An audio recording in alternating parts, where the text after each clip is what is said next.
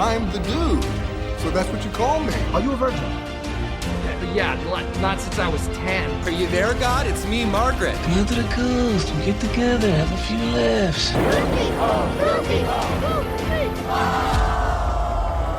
Gentlemen, you can't fight in here. This is the war room. Can I return it if it doesn't fit? It always fits. Eventually. Welcome back to Movie Mingle. I'm Caveman. And I'm Maggie. And today's episode we're doing Finding Nemo.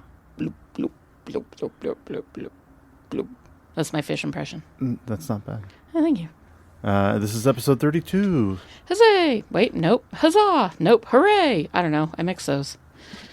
All right. Hooray, huzzah, huzzah. 32 is pretty great. I'm really excited that we're in the 30s now. I think that's wonderful. Yeah, we're getting close to our halfway point. God, yeah, we are. Finding Nemo was directed by Andrew Stanton and Lee Unkrich. We talked about Lee Unkrich before when we did WALL-E. Mm-hmm. Andrew Stanton has been a writer for a lot of Pixar movies, including all 4, and soon to be 5 Toy Story movies. Is he writing the 5th one? It says he's credited as a writer, but I don't. Dang. We'll have to wait until we get closer to the release, and maybe he'll just be based on the characters by. Mm-hmm. But maybe he is. Yeah. I mean, he did write 1 through 4, so maybe he will. But he also did A Bug's Life, Monsters, Inc., WALL-E, of course, Finding Dory, which makes sense, and when we did WALL-E, we talked about Lee Unkrich as well. He has worked on so many Pixar projects. Between the two of them, I think they've covered every Pixar movie. As a writer, as a producer, as a part of the creative team. Between the two of them, these are the Pixar creators of a lot of stuff. Yeah, I mean they're the dream team, right? Finding Nemo was written, of course, like I said, by Andrew Stanton. Also Bob Peterson, who wrote Up and The Good Dinosaur. David Reynolds, who was one of the writers of Late Night with Conan O'Brien in the beginning. He was also an additional writer for Dexter's Laboratory, the original Mulan, and Emperor's New Groove. Interesting. So there's a lot of history in this little. I know that Pixar is what did not start off as a part of Disney, but like they were all sort of, they were all connected. It's all family. It's all, oh, my cousin works there and I work here, and it's one big happy family over there. And then of course somebody else this isn't his first rodeo with Pixar is Thomas Newman, the composer. He's worked on 128 other projects since 1979. We talked about him a little bit when we did the music for WALL-E as well, right? Yeah, Thomas Newman. Yeah. I think this was his first, so. Yeah. And you can hear You absolutely could hear the similarities, yeah. You can kind of hear, and it was very, he did the music for like Shawshank or The Green Mile, didn't he? He did a bunch. He did Skyfall, 1917, which has a great soundtrack. Elemental, Finding Nemo and Dory.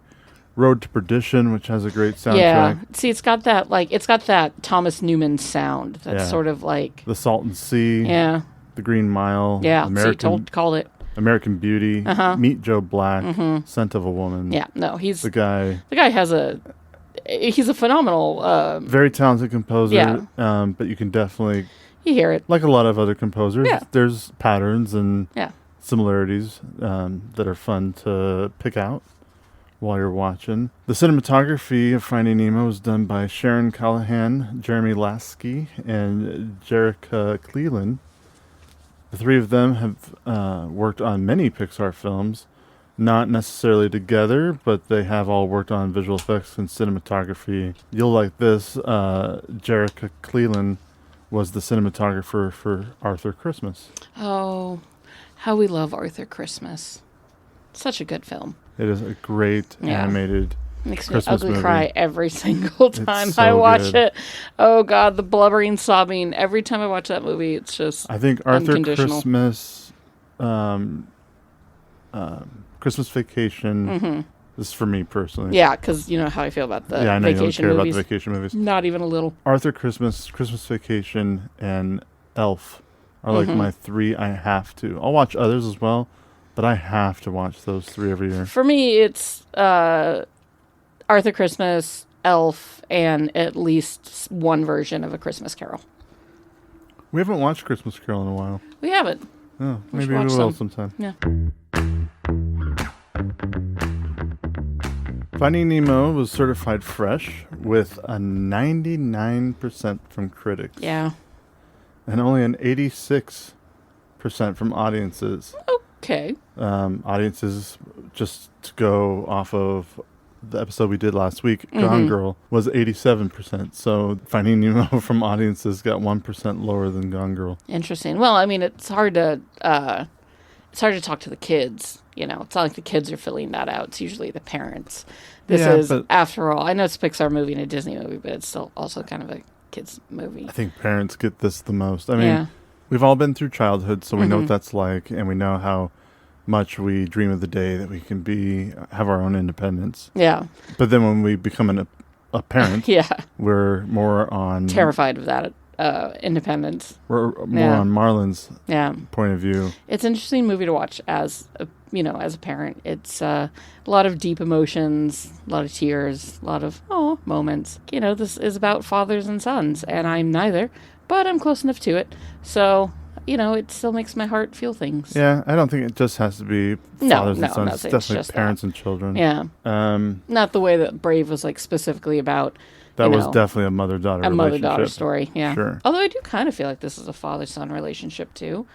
You know, it's not a typical one because, you know, Marlon himself is not a typical father. He's a very neurotic father, but that's also, you know, something that plenty of people understand and feel. Correct. Yeah. I get that. Finding Nemo was made for $94 million and made $380 million domestic and $936 million worldwide. Almost $1 billion movie in 2003.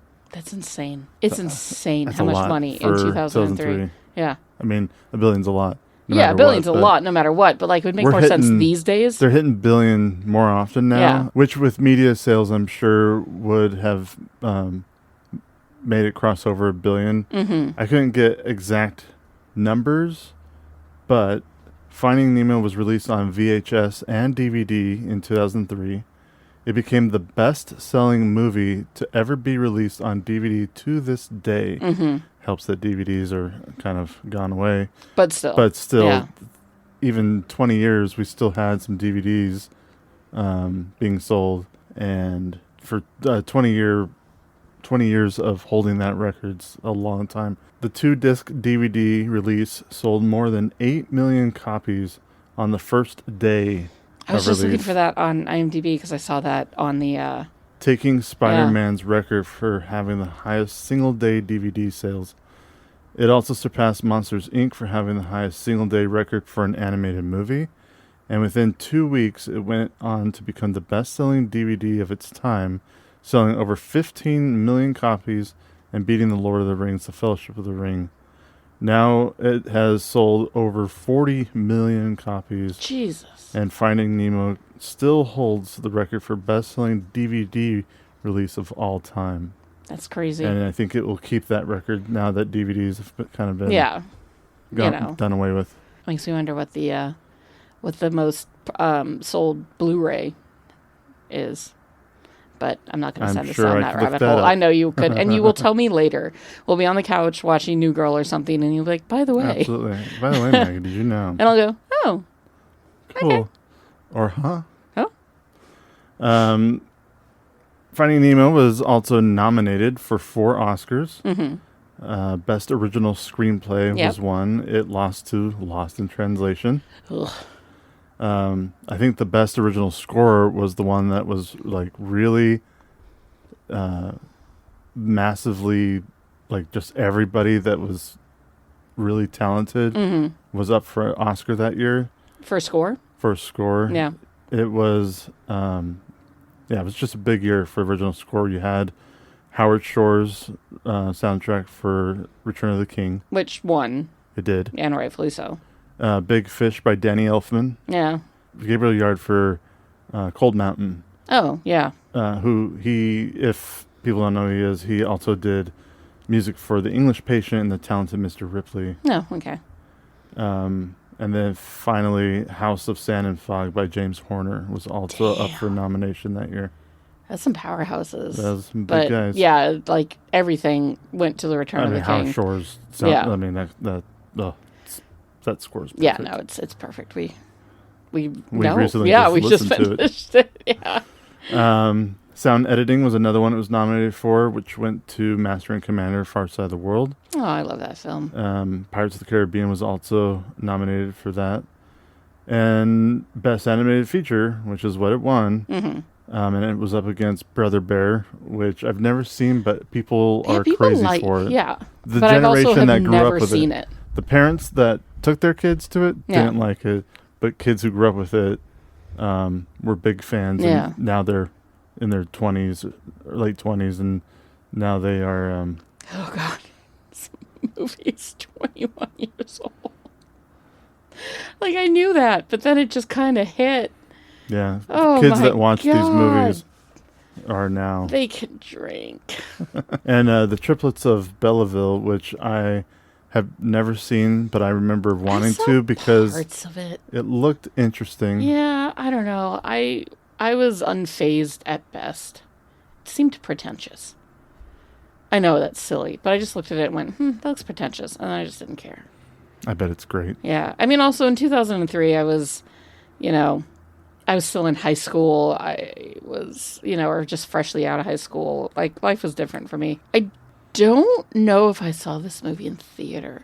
I had to have. I had to have gone with a friend to see it in theater, yeah. Yeah. Because it was a Pixar film and you had to see Pixar films. In early Pixar years, I made it was appointment film. But I can't remember, I don't really have any memories of seeing it in theater. Yeah, I don't know who I went with. I don't know which theater I went to. I remember seeing Up with you. Yeah. I remember seeing Brave with you. Sure. Toy Story 3. And then subsequent ones to follow, of course. But, yeah, I don't have many memories of seeing Finding Nemo with anyone. Well, Finding Nemo stars Albert Brooks, who is amazing in this movie, and I love his voice, and I love Albert Brooks. He's just one of those incredible comedians. He's an incredible dramatic actor. I just found out the other day that his birth name was Albert Einstein. Yeah, I didn't know that. Didn't know that either. And I had to change it because of Albert Einstein. Yeah, who's he again? He didn't want to be he didn't want to be an actor. Yeah. Called Albert Einstein, which makes he wouldn't have gotten many roles, no matter how charming he is. My favorite Albert Brooks movie is called My First Mister, with it's not Chloe Sevigny, but it's just this really small, weird little movie about this older, not old, but a 40-something, 50-something man who befriends a teenage girl who works at the mall, and I don't know. It's a really sweet movie, and it made me really happy. It's Lily Sobieski plays the girl in it, and Carol Kane's in it, John Goodman's in it. It's a really great little film. It came out in 2001, and it was kind of a movie that definitely could be made in 2001, where a 40-something-year-old man befriends a 17-year-old troubled girl at the mall, right, and changes her life and stuff. But it was never there's nothing creepy about it. It's a really just sweet little story. Although on Rotten Tomatoes, it only has a 53%. Whoo! But still, I saw that movie at a formative time, and it made me feel feelings. I definitely need to watch more Albert Brooks from his earlier work. Yeah. I really only know him from Drive. He was in Weeds for a little bit. He obviously played one of the main characters in the Simpsons movie. He was in A Most Violent Year, which he played a villain. A little fun bad guy role for him in that one. That was the one with Oscar Isaac, right? A Most Violent Year? No. Yes, it is. Yeah. Yes. Yeah, where he plays a mob boss with Yes. Jessica Chastain. Yep. Yeah. I never actually did watch that. Oh, it's okay. He's 77, Albert Brooks, these days. I've seen Defending Your Life. When I was a lot younger, I saw Lost in America. I feel like I've also maybe seen Broadcast News. I was going to say, I may have seen Broadcast News. Yeah. He was in Drive, which I would need to rewatch. I remember The Muse. I remember Terms Mother. of Endearment. I've seen Terms of Endearment. Yeah. My parents. Like, he's just one of those guys that was just in so many... He's been in so many things. You know, Private Benjamin, of course, I saw him in that. My parents loved Private Benjamin. I've never seen it. I was never really a big fan. Taxi Driver's on our list. Yeah. So one day we'll have to watch that. Yeah, you know, he's fucking Albert Brooks. He's a delight. He you is. know, he's American just treasure. so cute. Yeah, and as far as I'm aware, not problematic in any way. Well, we can always hope. There never are in the beginning. They never are in the beginning, and then all of a sudden you're like, "Whoa!" But at 77, you hope that. Did you Speaking hear? of problematic, Ellen DeGeneres is also in this movie. Yeah, But I do love Dory. I like Dory as a character. I loved Dory up until a point, and then Ellen DeGeneres ruined Dory for me. Was it because of Finding Dory? No, it was actually before that. This is a really obscure thing. Okay. Before Ellen DeGeneres got with Portia de Rossi and married her, she was, I think she was engaged for a long time, Ellen was, to another woman. And I remember watching a, like, behind the scenes little documentary thing, or maybe it was like a Dateline, like, special on Ellen or something. But I remember watching her talk about how the way that she garnered the emotion at the end of the movie, where Dory tells Marlon, "When I look at you, I remember. When I look at you, I'm home." And her, like, voice kind of breaks a little bit. And she talked about how in that moment she was thinking about her current partner and how much she was in love with that woman, and how just, like, you know, how that was it, that, you know, she was the only one. She was home for Ellen. And then, like less than a year later, she dumped that woman and hooked up with Portia de Rossi, and then kind of just got progressively worse. But because of that little moment, I was like, well, that's kind of shitty. What a shitty thing to do to somebody. Because it wasn't mutual. It was like, I believe Ellen flat out dumped her for Portia de Rossi. So it was sort of like, oh, I guess she wasn't home, was she, Ellen? And that kind of that was the beginning of Ellen being tainted for me, actually. Wow. You're really devoted to people's relationships. You know what? I don't know. Like, it just made me view her in a different way. Have you heard of the 9/11 to the fall of Ellen DeGeneres pipeline? Oh, boy. No. This is, okay, so I'm paraphrasing this, but this is kind of all over, like, TikTok and the internet. Gerard Way, from My Chemical Romance, was in 9/11 on the day that it happened, saw it happen, and was like, life's too short. I'm going to go off and chase my dreams, and started My Chemical Romance, right? Made it big, helped inspire Stephanie Meyers to write Twilight, right? Because it did. That is well known. And then with the success of Twilight, a woman wrote 50 Shades of Grey, which was originally a Twilight fan fiction, right? That she then, like, reconfigured to turn into 50 Shades of Grey.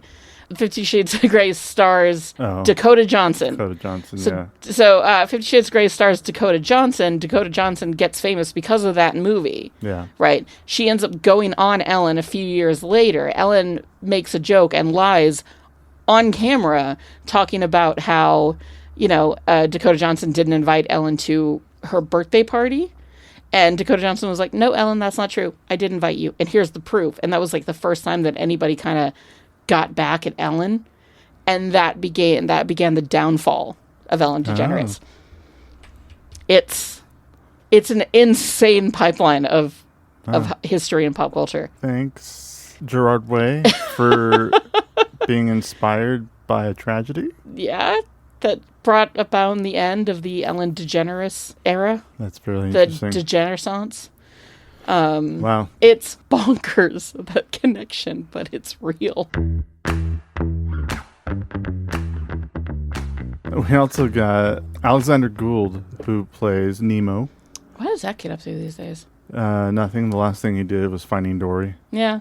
I mean, that makes sense. But the only other thing I have ever seen him in, because everything else he's done is only like 1 or 2 episodes, small parts in some small movies. But I watched the majority of Weeds, and he plays the main character's youngest son in that. And so he's very prominent in all of Weeds. Okay. That's probably the biggest thing he's done on camera. Mm-hmm. And then he was Nemo. Yeah, maybe he made some money and he popped off and a happy life. I hope he's okay. Doing well. Once again, we are faced with another movie featuring Willem Dafoe. Oh my God, Willem Dafoe has become the face of Movie Mingle, which I'm okay with because it's a face I want to mingle with. It's either we're talking about him on here or we go watch, we went and watched Beetlejuice, and he was in that. Yep. And he pops up in all sorts of things. He was recently in something else that we watched. Yeah. We've had a lot of fun Willem Dafoe surprises. Oh, look, another movie with Willem Dafoe. Oh, look, another movie with Willem Dafoe. Who's sad about it? Nobody's sad about it. Nobody's sad about Willem it. Dafoe. Fucking, I love Willem Dafoe. When we talked about Wall-E, we talked about how great Brad Garrett is. Mm-hmm. We have lavished a lot of love on him, and he remains delightful in this. Brad Garrett played Bloat. Of the few notes that I wrote down, because I wrote very few notes for this movie, I did write, Brad Garrett is the GOAT. Because he is. He is. Yeah, he's just great. Yeah. Yeah. A lot of fun, especially his voice, because it's so distinctable. So distinct. Allison Janney, of course, played Peach, and we love her. West Wing. Mm-hmm. I think she was in I, Tonya. Yes, she's incredible. We've talked about her in I, Tonya and how fucking good she is in that movie. She's, again, Allison Janney. Who doesn't love her? Hairspray, she's great. Juno, she's great. Another actress that everything she does is just great. Stephen Root as Bubbles. I don't care if they lay me off either, because I told Bill that if they move my desk one more time, then I'm quitting. I'm going to quit. And I told Dom, too, because they've moved my desk 4 times already this year, and I used to be over by the window, and I could see the squirrels, and they were married, but then they switched. Always love him. Jeffrey Rush as Nigel. I have such a thing. I had a thing for Jeffrey Rush. I think he's kind of somewhat problematic these days. I don't know. I know something big happened in Australia. I'm not quite sure on the details. Like, he sued a newspaper for false claims, and it was a big thing. But nonetheless, I don't care. I loved him so much growing up. Like, he was one of my older crushes as a young 20-something that people would go, really? And I'd be like, hell yeah, Jeffrey Rush. And it was all because of Quills. I saw that movie and was turned on since then. Quills is pretty crazy. Yeah, I haven't seen it in ages. Probably over a decade. Yeah, and I don't know if I would revisit it, but fuck was I attracted to him in that movie. The director, Andrew Stanton, played the voice of Crush. Mm-hmm. In true fashion, he recorded all the lines just to be kind of, inserted footage, and it ended up being so liked that they just kept it. Squirt is played by Brad Bird's son, Nicholas Bird, who I'm looking at a picture of Nicholas Bird right now, and he looks like Brad Bird. It's pretty funny how much it's him. Bruce the Shark was played by Barry Humphries. He's played just things forever. British stuff. Oh, Australian. I'm sorry, Australian stuff. I think some British TV. But he was in The Hobbit. He played the Great Goblin. Yeah. I love Bruce the Shark. I mean, the fact that he's named after the movie Jaws' fake shark, or the shark that was filmed, and they had so many problems with on set. Eric Bana. Yeah, Eric Bana's Anchor. Who's Anchor? Oh, is that He's the hammerhead shark. Hammerhead. Okay. Yeah. I was trying to figure out who played. Is Chum? Chum's the one with the nose ring who ate his little fish friend. Yeah. Oh, he's the gyrocopter guy from Mad Max 2: The Road Warrior. I know that character. I was looking live time IMDb, folks. It is a thing that happens here at Movie Mingle. Bruce Spence played. Should have played Bruce. Road Warrior. Bruce, and myself. Yeah, you know the Bruce song from Monty Python, of course. Yes. Yeah. The Philosopher's Song. Yeah. Yes, I do. maybe we'll insert here. Yeah, and that's our main cast. Great cast. It's a very emotional like a lot film. of Pixar films. It's a sweet film. It's, it's Finding Nemo. We all know. A little bit of coming of age. What Finding Nemo. Little coming of age meets Yeah. parent letting go. Mm-hmm. Not being such a helicopter parent. Terrible tragedy happened to this family at the very beginning. Yeah. Well, is it a tragedy or is it just nature? I mean, now you're getting into more. I mean, a barracuda ate Marlin's wife and all of his children, his hundreds of children. From Marlin's point of view, yeah, it's it was a a tragedy. huge tragedy. Well, No, don't get me wrong. But also, it's not like the barracuda wasn't acting out of maliciousness. The barracuda was just eating. Yes. Barracuda. Circle of life. Yeah. Oh, man, rest in peace to the goat. James Earl Jones, man. That one hurt. One question I had towards the beginning of this movie, once we get to Nemo starting his first day of school, is asking a clownfish to tell a joke politically correct in the fish world? Maybe back in 2003, but not today. Also, could you say that Marlin used a racial slur towards the seahorse when he called him a pony boy? I don't know. I guess I don't. I don't know how the fish What are the world. rules What are the rules of different species when it comes to the fish world, where there's nothing but different species? How right? is society treated? Yeah. Fish society. Like, are salmon on top? Are shrimp considered Bottom feeders. I mean, they're bottom feeders, but are they considered bottom feeders? Probably. We know where seagulls stand. Mine.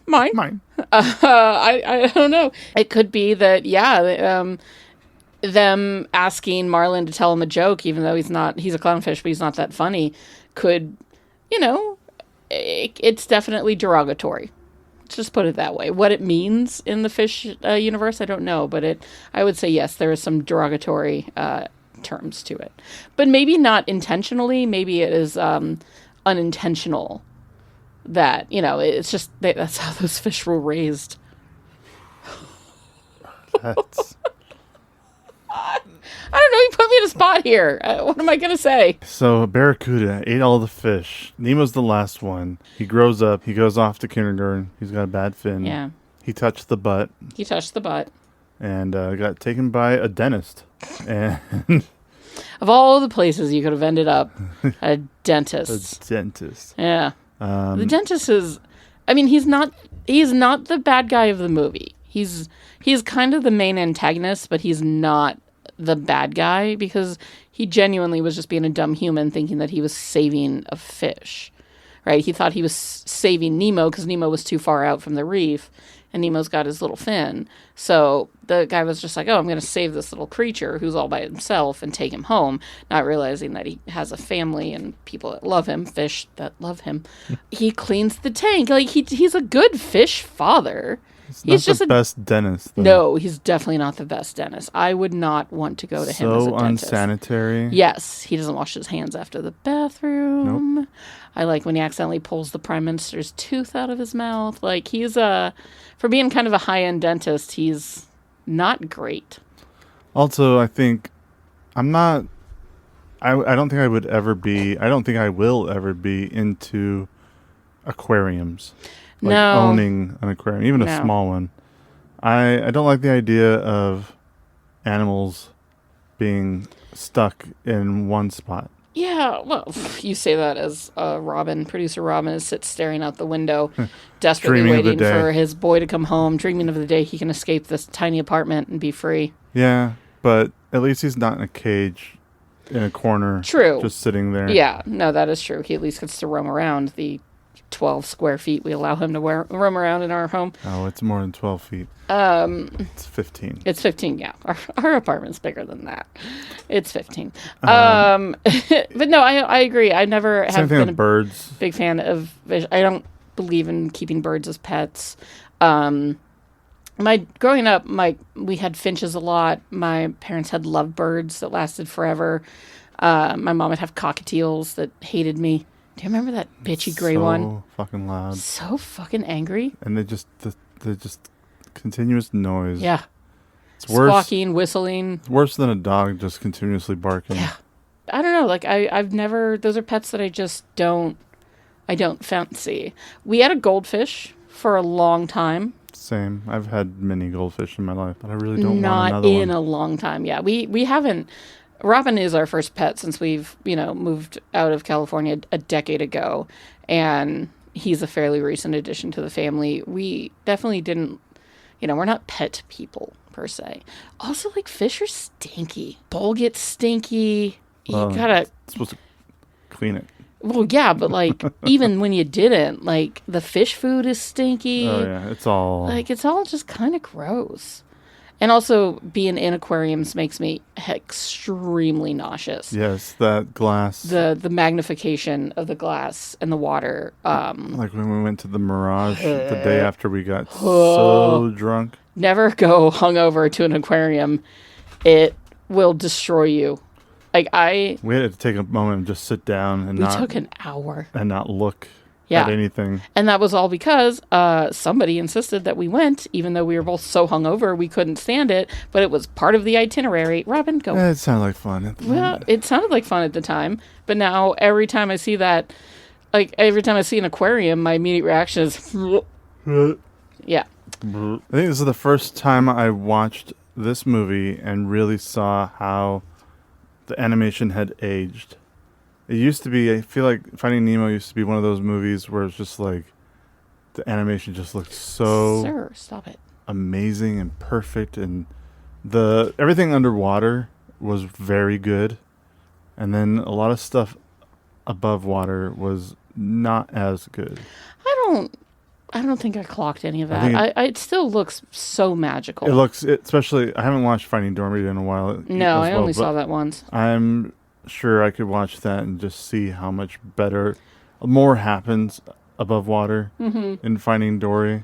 So I think they... Yeah, but what did you want it to look like? Photorealistic? No. Because even the underwater stuff doesn't look necessarily But even photorealistic. compared to new, I'm comparing it to current animation and this current was Pixar. 21 years ago. And this is the first time that I've noticed it has aged. That's fair. I mean, I've watched it many times before and never really saw the animation as aged. Yeah.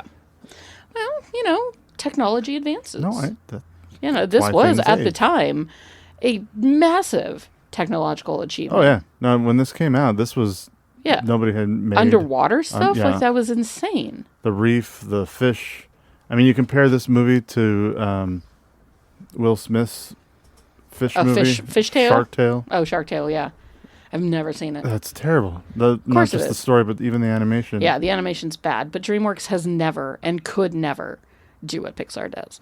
They got lucky with Shrek. And end of sentence. I think you'll be really surprised when we get around to watching Puss in Boots: Last Wish. Mm-hmm. I know the animation's a lot different. Animation's a lot different, but in a good way. Yeah.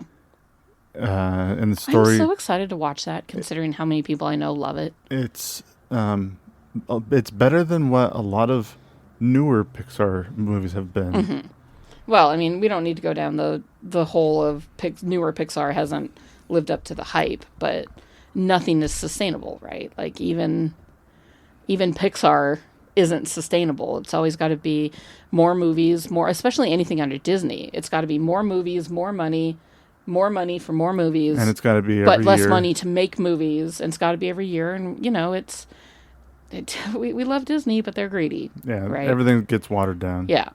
Including the quality. Yeah. And it's just that this is the way. It's sad that it's that way, but this is the way.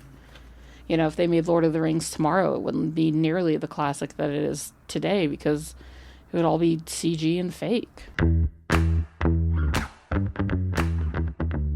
So the inspiration for Finding Nemo was Andrew Stanton's childhood. He got abducted by a dentist, and his dad had to cross He the did. planet. He had to shove himself into a tank filter, and God, it's horrific. a bunch of 4 bums helped him. I hope he's a good escape. therapist. No, when he was a kid, he loved going to the dentist to see the fish tank. He assumed that the fish were from the ocean and that they wanted to go back to their home. In 1992, after his son was born, him and his family took a trip to Six Flags, back when it was called Discovery Kingdom. Now it's called like Marine World or something. But after he had seen a shark, like a shark tube, and various exhibits, he really felt like the underwater world could be recreated in a computer.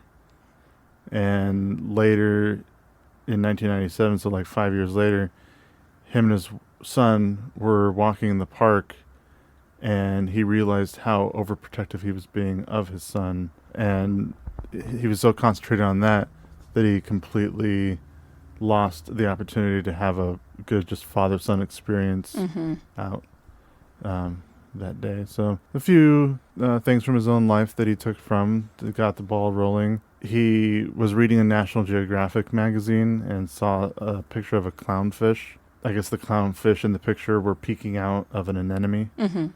And little experiences from your life or other people's lives, and it all just gets put together in one big beautiful story. You know, it's hard being a parent and learning that fine line of like letting your kids go off and be independent and walk to their friend's house, or, you know, play at the park without you too nearby, right? Like it's hard. It's, you know, it's a lesson that we've had to juggle a lot. There are times where our kid wants to go to the park, so we let them. And then like a half an hour later, we're suddenly super paranoid because they're not answering their phone, because one of us gets a little, you know, a little anxiety goblin pops up and is like, is your kid okay? And it flips you out, right? The world has always been dangerous for children, but it is so dangerous for children. And they're your kids. They're your everything. They're little human beings you created and brought into this world. You die for them. And it can be stressful. Like, I understand where Marlon comes from. I myself I'm not a super overprotective mom, but I have my moments, you know, and you do too. Absolutely. But we also have to you want to let them have some independence, but you also want to make sure that they're going to come home at the end of the night. Yeah, like you want a 12-year-old to be a 12-year-old, but you want a 12-year-old to be safe. This movie is also very dear to me as a parent because our firstborn watched this movie a lot, nonstop. Yeah, really loved this movie a lot. They really loved this movie. Over and over and over and over. I remember. There was definitely stages where it'd be like Finding Nemo, The Muppets, Cinderella, Alice in Wonderland, Peter Pan for a short time. And I know we've talked about this in the past, but man, Finding Nemo was on a lot in our house, which kind of does dull the shine of a movie a little bit. A little bit. A lot. But they have not been that age in a very long time. So we also have not watched it in a long time. And it was nice to So revisit rewatching it was fun and not annoying. I guess William H. Macy was originally cast as Marlon and recorded the majority of the dialogue for the movie. Yeah. And I somewhere I feel like I've seen footage of his Marlon. And Stanton felt like the character needed a lighter touch, and they cast Albert Brooks. And in Stanton's opinion, it saved the film. I mean, it kind of sucks for William H. Macy, but he got paid. Oh yeah, I mean, you know, I'm sure there's. I wish YouTube would show me more of all these recordings, and like I would love to just watch a lot of this unused footage and audio. I want to see the rated R cut of Aladdin, thanks to Robin Williams. Like, I want to see the NC-17 cut of the genie. I want to see all the footage that what's-his-face filmed for Back to the Future. There's a lot of that online. Is it all? Eric Stoltz? Stoltz, yeah. Yeah, I was thinking of the guy who's the bad guy in Ant-Man. I wanted to see fucking Edgar Wright's Ant-Man. Yeah, that would have been... And it's not even that it exists. It doesn't exist anymore. But God, I want to see it. And supposedly there's a bunch of outtakes of Albert Brooks telling all these really terrible jokes. Yes. I guess they had him... but he's such a funny man. They had him record a lot of bad jokes. And yeah, I'm sure they were all off the top of his head. Yeah. A lot of them. He's a professional. Tell jokes bad, but they're bad jokes. Well, yeah, but he's also a professional comedian and he can do it. He's Albert fucking Brooks. He's Albert fucking Brooks. I mean, what do you say about a movie that's over 20 years old? That everybody's seen. That's everybody's seen That's 1,000 beloved. times. Yeah. The turtles are amazing. They really do add like an extra layer to the movie, especially how old the main turtle crush is, and his experience and wisdom, and what he tells Marlin, and is kind of what gets Marlin to think things a little differently. Yeah.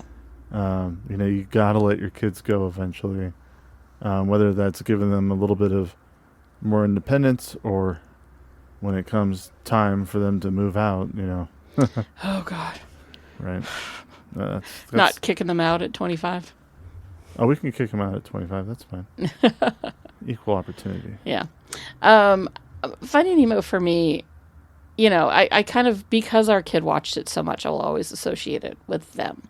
It's always that thing where I hear the music and I automatically think of just our little kid sitting, running around in front of the TV, playing with all their toys while Finding Nemo played on in the background. Like, it's such a sweet movie. It's such a beautiful movie. I know it's dangerous for them, but like the scene with the jellyfish is incredible.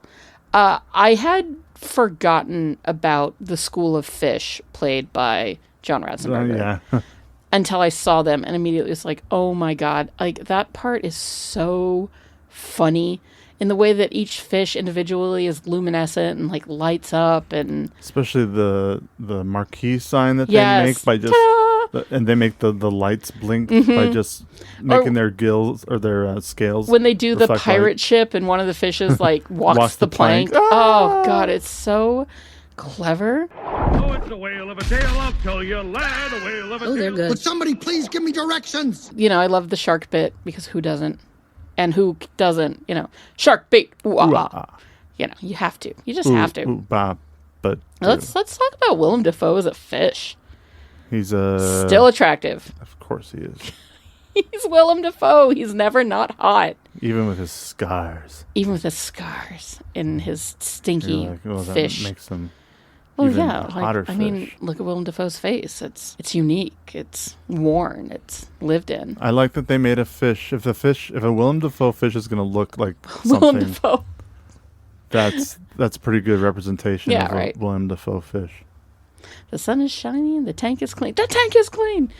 We all love this movie. We all quote it a ton. I'm trying to think if I have any memories of like all the time we spent at Disneyland, and any sort of the Finding Nemo ride at Disneyland.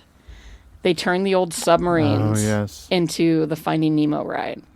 Did you ever go to Disneyland with the old school? Yeah. ride? Oh yeah. Okay. I had definitely seen it when it was like 20,000 Leagues Under the Sea-esque.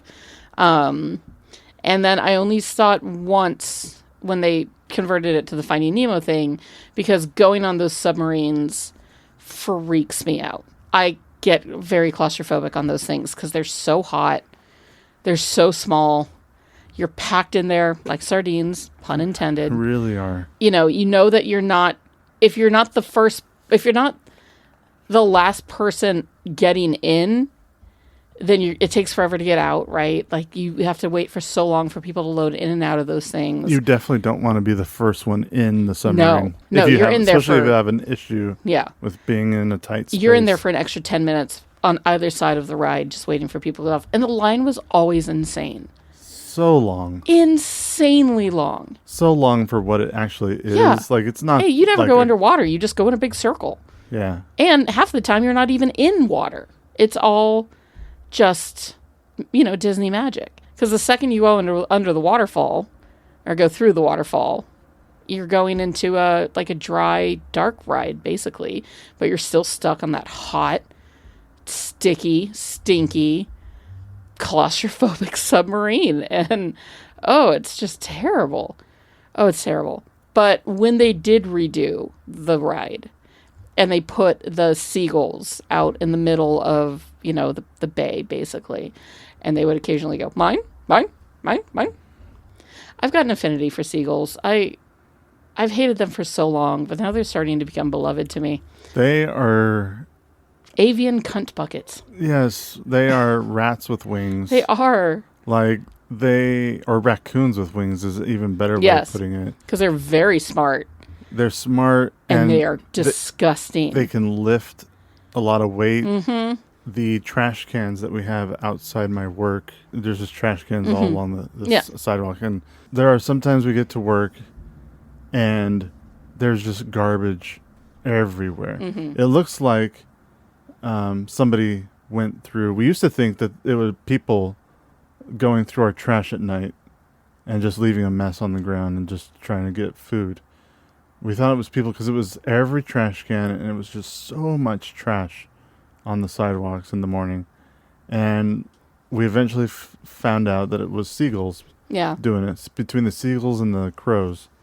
But mostly seagulls, just because they're bigger birds and they can lift more. And they'll put their whole head in the trash can and just start pulling stuff out. And then there's just a mob of seagulls that will go after it. So yeah, they're just like raccoons with wings. They just. When I worked at the fancy fine dining fish restaurant, we had a customer who was always like the first customer there every single day. She was a regular. She was always waiting for the front door to be opened. And as soon as it was opened, she was in there going right to her table at the bar where she got like 4 drinks and fish and chips. Or it was baby prawns and chips, right? So small shrimp and chips. The seagulls knew her because she would always have one of the bussers take her fries and go throw them out the door of the deck to the seagulls. So there was always like a sentry seagull who would sit across from her table waiting every single day. And as soon as she arrived, he would squawk to let everybody know that she was there. And then he would sit and he would wait. And eventually she'd be done with her dish and she would push her fries to the end of the table. And that was her sign that she was done. As soon as she did that, the sentry would start squawking again and more seagulls would come, right? And then within no time, one of the bussers would go out and hork the fries all over the deck, and it'd be a feeding frenzy, and the seagulls would just be like, mine. Yeah, just absolutely going nuts for the fries. And those fucking seagulls waited for every single day. They knew her routine.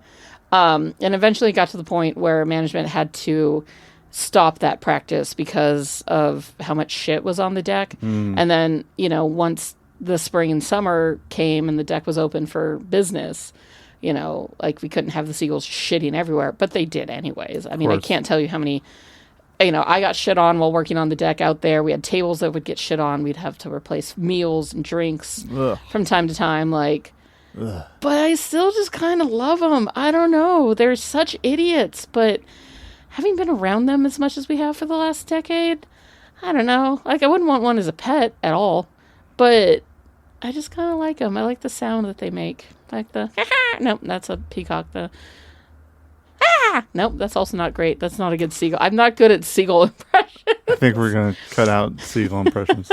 You should leave them in. If you've got a great seagull impression, please email it to movieminglepod@gmail.com.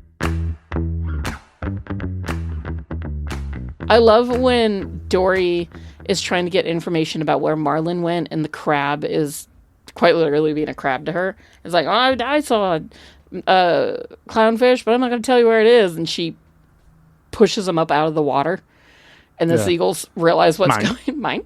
Okay, I'll tell you. Whatever you want. Like he's being awfully crabby. That part cracks me up. Do you have a line from this movie that you just say in everyday life? A specific one or a couple? I mean, I have a couple, and I'll just say them first while you think. Yeah. Mine is saying mine. Yeah. It's just something that you start doing at work, and like coworkers will just like start it up, and everybody just starts doing mine. You're around a group of people and you go, mine? At least one other person's like, mine. Yeah. And then, of course, when the crowds are like, hey. Yeah, that's one that I do a lot as well. I feel like I should, because I feel like when I was watching this movie, there were a few things that popped up that I was just like, oh yeah, that's something that there was something that popped up all too often. And I didn't write it down. Yeah. And then I later wrote down the hey and the mine, because I was like, I do say these things, and then I couldn't think of what the first thing was that I use too much, probably. Oh my God. Jacques. Oh, The little crab, Yes. the little shrimp, the cleaner shrimp that lives in the fish tank, is like along with Mo, one of my favorite Pixar characters ever. Definitely top 5 favorite Pixar characters for me is Jacques in the tank. When Jacques is cleaning the tank, although he's not supposed to be, and Willem Dafoe Fish is like, Jacques, don't clean. And Jacques pulls away and he's got a little algae mustache. He goes, I am ashamed. It slays me. I love him. I can't see Bubbles without Bubbles. yeah. It's one of those. Flo. Has anybody seen my sister Flo? It's so silly that the way that like pop culture has taken over my vocabulary, but it always has been that way. Yeah, of course. You know, of course. You say random lines that fit certain situations, and you all day, every day. And you do kind of wait for those moments of somebody recognizing that what you just did, and you just get to have that moment with a coworker or somebody else, a friend, and you're swim just away. Oh yeah, with Krill. Yeah, but it's fun. It's fun. It can be fun to get other people in on your references, and I know references sometimes get annoying for people, but especially when they're references that like they don't get. I do references that people don't get all the time, and then I'm just waiting. But in my head, I'm like, people should know this. Yeah. And then I'm looking at the people I work with, and I'm like, oh, well, you're probably too young. It has gotten to the point where the amount that I quote 30 Rock on a daily basis is frankly obscene. I say corn. I can't almost say every time a case corn. of corn shows Yeah. up. Like, it is literally the only way that I can say corn. Same with ham. Like, I quote 30 Rock daily. Yesterday, I said to a customer who was like, oh, I'm good. I don't need help carrying all my stuff to the front of the store. I used to be a server. And I went, what? Like a waitress, Lemon. Like, I can't not quote 30 Rock. Right. It's in my DNA at this point, which makes me both laugh because I'm the only one doing it, and also just like, if anybody ever catches on, it makes me so happy. Right. Yeah. And there have been a few times. It's a glorious moment when somebody's like, oh, I get that. The other 2 lines from Finding Nemo that I do say probably too much is just keep swimming. Mm-hmm. Just to keep myself motivated Just keep swimming. And not tire out and want to quit. And then, which I think when I used to go on my long bike rides, I think I used to say just keep swimming to myself. And then another line is I touch the butt. Well, you do like to touch the butt, from my experience. Well, yeah, it's just sticking out there. Yeah. It's just a boat in the harbor. A boat in the harbor just floating in my direction. One of the notes that I wrote down, which will make you laugh, I hope, is what do you think a Octonauts and Finding Nemo crossover would look like? Finding Nemo and the Octonauts. The Octonauts, yeah. If you don't know what the Octonauts is, it was a British, like, children's cartoon. It was really popular on Disney, like, Junior. You can still find it, I'm pretty sure, on the Disney Plus. And it was about these animals, a polar bear, a penguin, a cat, all these anthropomorphic animals that are deep sea exploration rescuers, essentially. And they did things like, fixing a vampire squid who had his little claw was caught in his little vampire squid cape. And, they touched on climate change a lot. They helped rescue jellyfish and fucking whales and crab. And they went down into the Mariana Trench and they, almost froze to death in the Arctic. And our kids were obsessed with the Octonauts. I've seen so many episodes of Sheldon that show. the otter is one of my cartoon boyfriends. I'm so in love with him. Octonauts was a huge thing in our house. So much so that, was it Christmas this past year that our son wanted Octonauts this toys? last Christmas. Even though he's a tween. Yeah, he's so close. At the time he was 11. Yeah. But still, it was very odd to hear that But that's what he wanted. That's what he wanted, yeah. He wanted Octonauts and toys. then he took them into the bathtub and he played with them. Which he probably doesn't want me announcing to the internet at whole, but here we are. He loved those toys. Octonauts was huge in our house. I think it's a little bit of a nostalgia. He's at the age now Yeah. where he's already missing his childhood. his toddler years. He's halfway through his childhood, and he's like, no.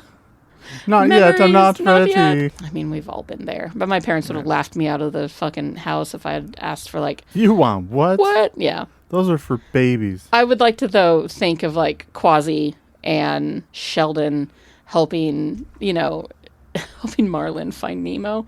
Like, I think it would just be really cute. The animation style especially, The Octonauts definitely would have helped Marlin find Nemo. Oh, they absolutely would have. Yeah. Oh, you lost your son? We'll help you scour the entire... Octonauts, to the rescue. Quasi, sound the octo alert. If you have something... I was just going to say, I was about to ask if you would travel the oceans to save your children, but I know that you would because you're a great dad. Yeah. I couldn't swim that far, but... No, but you'd make it. I'd figure out a way. I'd go to Australia if I had to. If I found out my kids have been taken to Australia, yeah, and I need to go to Australia to get them, of course I'm going to Australia. And I'm finding Hugh Jackman. Yeah. And I'm having him taking my kids back. Yes. He has many skills. Oh my God, could you imagine if they redid Taken with anyone but with Hugh Jackman? Hugh Jackman just spends the latter part of his career just remaking all Liam Neeson's movies. I'm speaking of Liam Neeson. Liam Neeson's is my shiznit. Another thing that we quote relentlessly that people may or may not get. That's fine. Yeah, that's great. If you don't get it, then get out more. Or no, stay in more. Yeah. Watch more Watch TV. more television, folks. That's we here at Movie Mangle. Movie Mangle. Movie Mangled. We're Movie Mangled. We are a little bit. Been mangled by movies. I've had a few beers today, but not that many. I managed not to tear up a lot during this movie because in the past I remember being a little more choked up at certain especially scenes, when our kids were younger. and I was doing super well. Mm-hmm. But it was when at the very end when Nemo, he's going back off with his classmates. Yeah. And he swims back real fast to hug his dad. and gives his dad a hug and says, "Love you, Dad." Mm-hmm. Oh my God. It's hard too because our children have progressed into they're higher middle school and education. high school middle now. school and high school now. They're older. And so they're not our little kids they're not anymore. our little kids anymore. No. I mean, one of our children came in during this recording, gave us each a kind of quasi hug. We asked how school was. They replied, "Fine." Yeah, and then now I probably won't see them till dinner. No, they just off into the bedroom. Yeah. And then the other kid just sent a text being like, "Can I go home with a friend?" Yeah, didn't even get off on his bus stop. Got off on his friend's bus stop. Yeah. And we were like, have fun. Probably won't see him for another 3 hours. Yeah. So it's but crazy. we still get hugs. Yeah, no, our kids are very affectionate. We still get "I love you, Mom, I love you, Dad." I hope we never don't lose it. Yeah. I told my parents I loved them well into my teenagehood. As a girl, I was, more physically affectionate with my parents too. But, we'll see how our kids progress. But, they were our little fish, little baby fish. And now they're out there. Talking about letting your kids have a little more independence. Yeah. The fact that we just let our son get off on a completely different bus and we're not even checking in with him. I mean, he texted me and said that he's at... And we have his location on our phone, so we know where he is, too. And that's the other thing. We live in a time... When I was 12, I didn't have any way of communicating. Oh, yeah, no, except for my friends. Yeah, landlines. Yeah. And remembering your home phone number. Sure, and I still do. Yeah, I still remember mine. Nowadays we kind of have our children low-jacked in a way because since we have their locations on our phones, we can see where they are at any given point. Right. As long as they have their phones on them, of course, but they're kids, when do they not? School, when hopefully. I was in the 6th grade, if I wanted to go home with a friend after school, not only would I have to ask my parents about it beforehand, and they would have to ask their parents, but then my mom would write a note saying, "To whom it may concern, please allow Maggie to get on this bus and go home with their friend. I've approved it, and if you need anything, here's my phone number." Blah, blah, blah, blah. Have the whole thing notarized. And written in blood. Like witnessed by somebody who works for the school. Mm-hmm. Yeah. But, it can be hard to let your children go.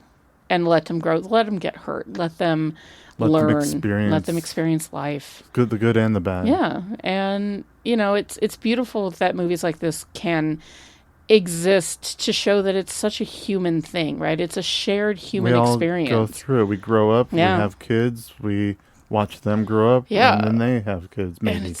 And just like watching the generations continue and hoping that you did your best and picking up the pieces when you fail and making things better when you do something wrong. Saying you're sorry to your kids, saying, reminding them that even if you are angry at them, you still love them, letting them be comfortable, letting them be afraid, letting them be their own people. And even if they are little fish, like we're just cute little fish with little fins. I don't know how long clownfish live, but I assume that Nemo and his dad are dead at this point. Jesus. Wow, that just took this podcast in a whole nother direction. Just saying, I don't think fish live in the 20s. First of all, they are frozen forever in film. Yes, no, they will live forever. And I could see Pixar doing a Finding Somebody 3. Yeah. Maybe Marlin's got to go look for his grandkid. Nemo loses his son. Oh my God! Now it's Nemo and Marlin. Nemo's off grown and up. on. Yeah, I don't know what a third one would look like, but I remember Finding Dory being sweet, and I remember it making me cry in the way that Pixar has an innate ability of reaching into my face and squeezing my eyeballs until tears come out, whether I want them to or not, because I haven't not cried at a Disney movie since Finding Nemo. I mean, all I need to say is the first 10 minutes of Up. Fucking, I know. Or just Coco. All of Coco. Jesus. Remember me. Even Onward, which I didn't like that much, made me fucking weep my face off at the end of it. I loved so did that Soul. movie, and I haven't watched it a second time because it made me cry so my throat hurt so bad afterwards. That was the movie that made me go, you know what? I'm kind of done with this torture. Like, Coco can do it, but Coco's still so much fun because of the visuals. Yeah. And the story and the characters. It's not all just I have some regrets around Coco. A daughter not remembering or starting to not remember her father. Yeah. It's not just about that. It is the saddest part of that movie. I only ever saw it once, so yeah. So good. But I have some Coco regrets that we'll talk about when we get to Coco. Sure. But I tried to get one of our kids to watch Coco one time, and they ran away. Mm-hmm. And absolutely refused to watch it because of death and how it related to a kid and his family. The eldest? Yes. Yeah. Yes. That makes sense. But Pixar's gotten to the point where like they know how to make you cry, so they make it. It's emotional terrorism. You're crying whether you want to or not. At least Finding Nemo for me was, more authentic tears. Right, seeing it before having children, seeing it after having children. I definitely got a little sniffied at the end of it, a little teary-eyed. Maybe not full-on, like, blubbering, like today at the end of The Return of the King. But, it's no Endgame. No movie makes me cry like Endgame. And I think every time I watch it, I think to myself, oh, this is going to be the time I don't ugly cry. And then I cry so hard, it debilitates me for an afternoon. It's going to be really fun to talk about when we finally get to it. And in fact, I think that you should have the recording ready to go just so that you can get me at the end of Endgame being like, T'Challa. Just have a microphone plugged in next to you. Just to hear my thoughts the entire time. It'd be fun. That would live reaction. Mm-hmm. But Finding Nemo, it's a great film. I know this isn't the longest episode ever, but what do you say about Finding Nemo? It's sweet. We all know the story. We all know the behind the scenes stuff. Who would your favorite character be in Finding Nemo? It's either gonna be Marlin or Gil. Yeah, Willem Dafoe is absolutely like top tier character. Yeah, he's a great surrogate dad, adoptive dad for a moment, I guess you could say. I think it's because the actors between the actors who are playing them, and how great their characters are. Those are my top two favorite characters in the movie. Yeah, I would absolutely agree. Albert Brooks is a phenomenal comedian, and I will always love him. Willem Dafoe has a face that I want to eat, and will always, the same way I felt about Donald Sutherland, I will feel about Willem Dafoe. He's just eternal babe, and he even makes kind of a hot fish, and I'm not ashamed of that. So, thanks for that, Disney. Thanks for that. So, Maggie, what would you give Finding Nemo out of 5 stars? I would give it a 4.5. It is a beautiful classic. It's a great story. It means a lot to me as a parent. It means a lot to me as memories with our oldest kid. It means a lot to me from, walking past the Matterhorn and seeing those seagulls out there on that little tiny body of water. It's Finding Nemo. What else could it be? It's a 4.5. It's a great movie. It's a great film. Yeah. Between the music, the acting, the story, the lessons. We didn't even talk about Beyond the Sea being played at the end, which is the song that not that Beyond version, the sea. because that was the Royal Crown Review version. But actually, it was. But yeah, we danced to that song at our wedding.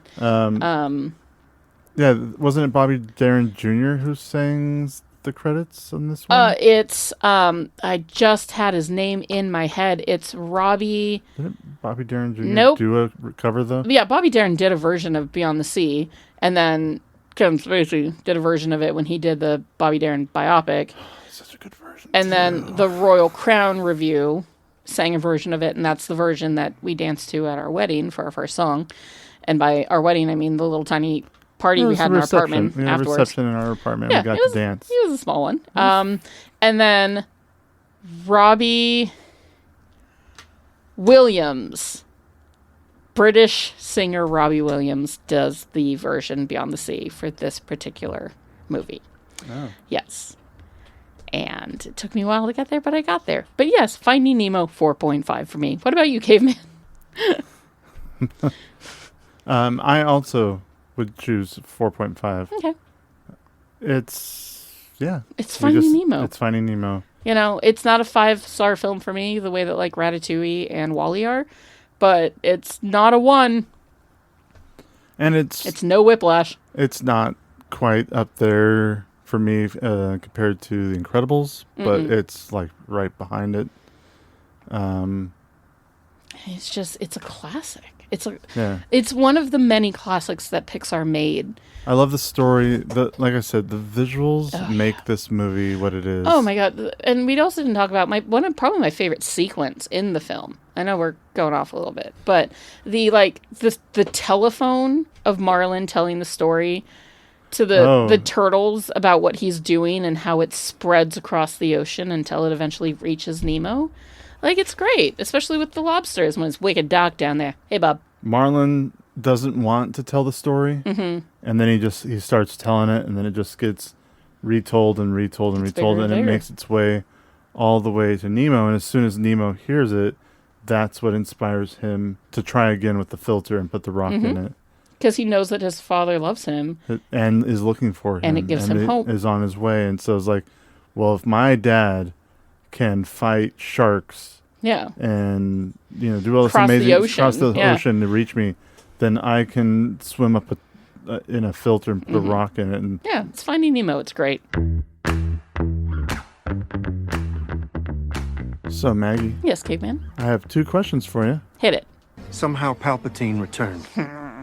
Would the sweet, sultry voice of one Oscar Isaac have made Finding Nemo a better film? It wouldn't have made it worse. Yes, I would have liked to have heard Oscar Isaac's perfect, beautiful voice, his sultry, dulcet tones in Finding Nemo. Absolutely, because I think he belongs in every movie in some capacity. So yes, it definitely would have made it better. Capacity. Yeah. Second question. What character would you have had Oscar Isaac play? That is a tricky one now, isn't it? Because this movie is 3 main characters and a handful of secondary characters and then a lot of cameos. He's not Australian, so he couldn't have been the Pelican, Nigel. He could have been one of the guys in the tank, like Bubbles, or the one that's the cleanophobic, the germophobic fish. easily he could have been like, I don't want to take out Brad Garrett because, or Allison Janney or Willem Dafoe. So yeah, I think I would make him like, I'd probably replace his character with Stephen Root, or Stephen Root with him, I should say. He would make a great Marlin if they ever remade it, because why not? If they wanted to gender bend Dory and just turn Dory into Oscar Isaac, I would love that too. Yeah, he's just a little meatball man, and he's made of meatball meat, and I love him. He could play the Stingray. He Stingray. could have played the teacher. Yeah. Well, there's nothing to see here. Yeah, I mean, why not put Oscar Isaac in everything? He just makes me so happy. And that has been this week's episode of Movie Mingle. We hope you enjoyed listening to it as much as we enjoyed making it for you and revisiting Finding Nemo, a sweet little movie from our history. Who doesn't love it? Coming up, we are very excited for Dune, the Denis Villeneuve Dune. I believe we are only watching the first one, though, as that is technically the one that is on the list. Although Caveman is going to try at nothing to make me watch every other version of Dune that has ever existed, because that was his original plan, and thank God we ran out of time. Yay.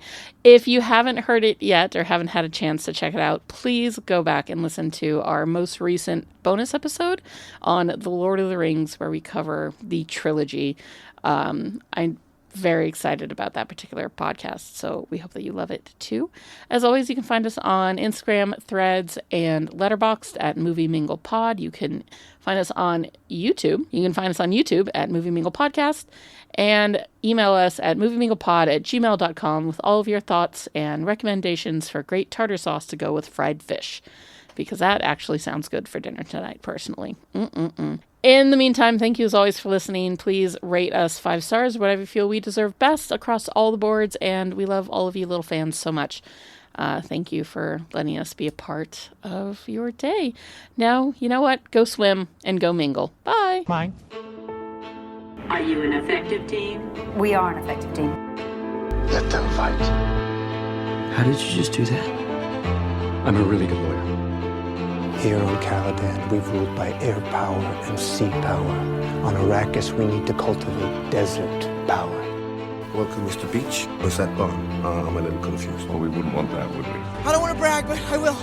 I was in the Avengers. The Avengers? Yeah. That's great. Thank you. What is that? I'm gonna make him an offer he can't refuse. Toga, toga, toga, toga, toga.